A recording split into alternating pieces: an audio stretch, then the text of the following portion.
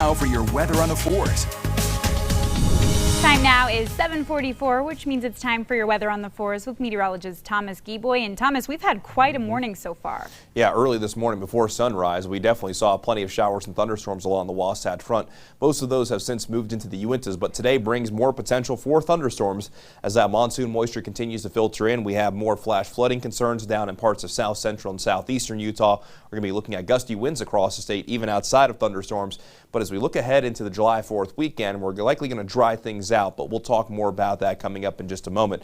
But earlier this morning, again, we saw those showers and thunderstorms move through the Wasatch Front and Wasatch back. Those are now working their way over the Uintas.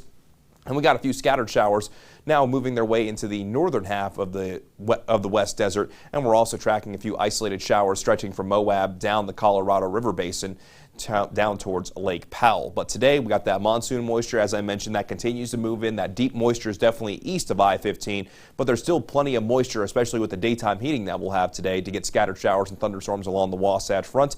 And we're also going to be looking at the potential for maybe an isolated storm in southwestern Utah, say around Cedar City and maybe even towards St. George. But as you make your way east of St. George and move into southeastern Utah, we'll have a flash flood watch that goes into effect starting at noon today, lasting through 10 o'clock this evening.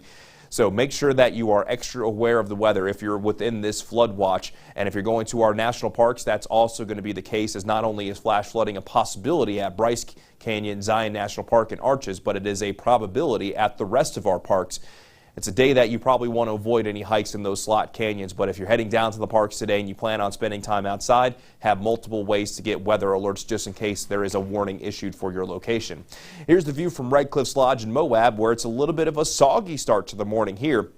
But just generally showers right now, not much in the way of any lightning or thunder, but that could very well change as we get from this morning into the afternoon. But it's always nice to see rain falling from the sky, especially with our drought situation. Then here's the view from Deer Valley looking towards the Uintas. You can actually see the wet weather off in the distance, and it looks like Deer Valley did pick up some rain with those showers and thunderstorms that moved through during the overnight hours and early morning, but a very pretty view looking towards Jordanelle Reservoir nonetheless. Let's begin the futurecast at 9 o'clock this morning, and as we go from the morning into the afternoon, that best chance will be in southeastern Utah as we get that daytime heating. Showers and thunderstorms will begin to develop in southwestern Wyoming and northern Utah, and by 4 o'clock this afternoon, scattered showers and thunderstorms a possibility for a good chunk of the state, keeping that chance even into this evening as well. As we go into tonight, we lose that daytime heating. The chance for showers looks like it'll begin to go down, not away completely. Then for our Friday, that moisture for the most part is going to start to work its way away to the east.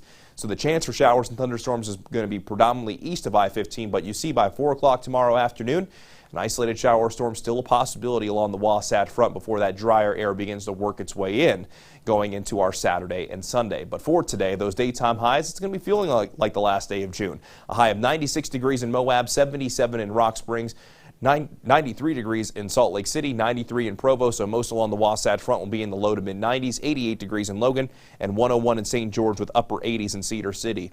I mentioned earlier that it is going to be gusty even outside of those showers and thunderstorms, and that will be the case especially in parts of southwestern Utah, where we could see some areas of patchy blowing dust, and those winds will be sticking around for Friday and into this upcoming July 4th weekend. And with us drying out a little bit, we'll be keeping a very close eye on the fire risk. But for your July 4th, for your Saturday into your Sunday, we will have at least a chance for isolated showers and thunderstorms in parts of eastern, central, and in southernmost Utah. But that drier air will continue to filter in, likely going into our Sunday. So those rain chances not going to be as high for this upcoming weekend. But for St. George, a slight chance for today, windy and breezy Friday, Saturday, and 4th of July on Monday, with daytime highs kind of hovering right around 100 degrees. And along the Wasatch Front, chance for thunderstorms for today with a little bit less of a chance for our Friday. The daytime high will climb from the upper 90s, though, getting close to 100 degrees Saturday and Sunday. And then still looking at mostly dry skies and more windy conditions for the 4th of July.